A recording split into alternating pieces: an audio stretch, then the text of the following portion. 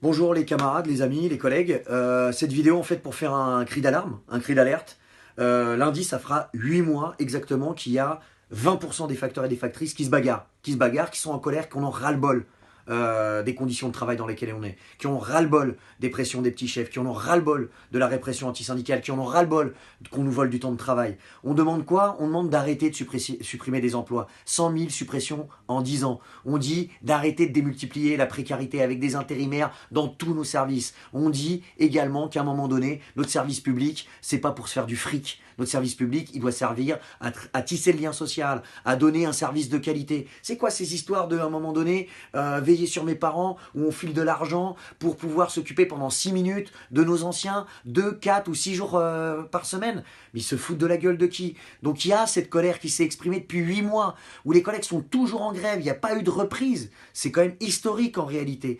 Et on voit qu'on n'est pas les seuls. On n'est pas les seuls à se bagarrer, à pas accepter ces conditions de travail. On a vu par exemple notre camarade de Monoprix, hein, une ancienne représentante syndicale de la CGT à Asnières, qu'on a jetée après 27 ans de boîte et qui se bagarre. Il y a encore un rassemblement qui est prévu demain matin pour soutenir la camarade. On voit aussi les travailleurs et travailleuses des hôpitaux comme à Pinel qui sont en grève depuis plusieurs mois maintenant pour défendre leurs conditions de travail.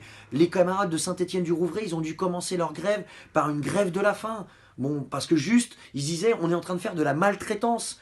Quand on voit également ce qui se passe avec les hôtels Hayat, avec le prix de la chambre que ça coûte dans un hôtel Hayat, et le fait de refuser d'augmenter le salaire des travailleurs et travailleuses du nettoyage de ces hôtels, le fait de refuser qu'ils soient intégrés. Bon, on voit qu'il y a en fait une colère qui existe depuis maintenant plusieurs années et qui en fait depuis la loi travail numéro 1 s'est exprimée de diverses façons.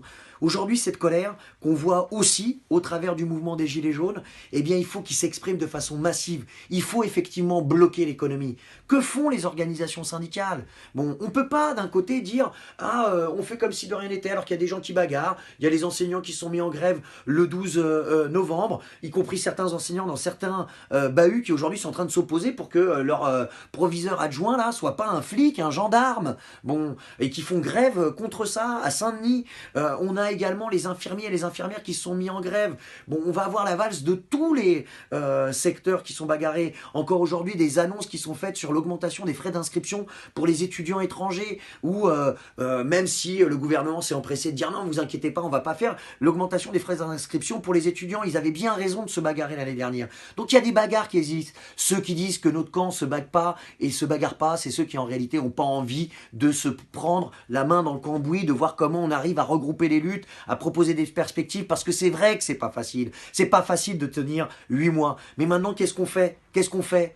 On reste là, on dit bah, on va faire une réunion avec la direction de la CGT, on va faire une réunion avec la direction de la FSU, on va faire une réunion, et peut-être que éventuellement pour les calendes grecques, on appellera une journée de grève encore interpro, hein, Bastille Nation dans 2 mois. Bon, ou bien sinon on dit bah en fait je vous propose de venir un samedi, le 1er décembre, pour la manifestation des chômeurs. On y sera à ces manifestations-là, on les fera toutes, y compris le Front Social propose de regrouper les secteurs qui sont en bagarre, qui sont en lutte, le 15 décembre pour qu'ils expriment. Mais là, il y a besoin.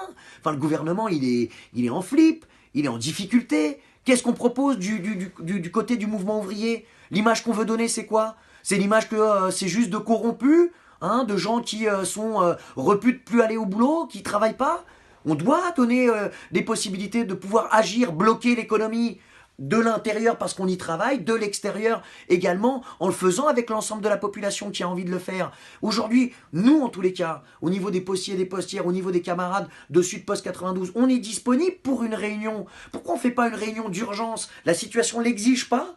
Une réunion d'urgence dès lundi soir avec les fédérations, les directions des unions syndicales, des confédérations, des sections locales, qu'on fasse ça à Paris, qu'on se voit à la Bourse du Travail, qu'elles servent à faire ça, comme on a pu le faire pendant la loi travail, et qu'on discute ensemble.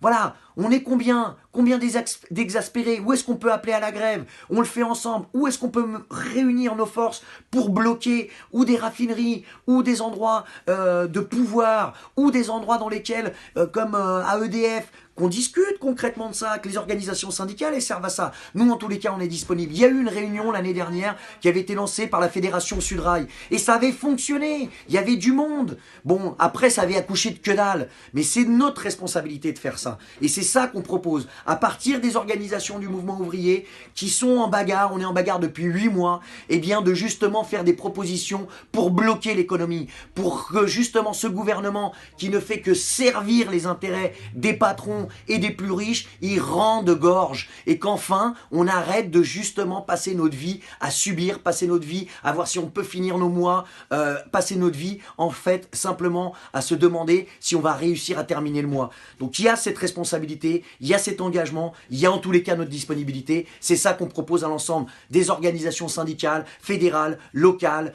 départementales, de se retrouver à Paris pour en discuter clairement, fortement, et mettre en place un plan de bataille dans les jours qui viennent.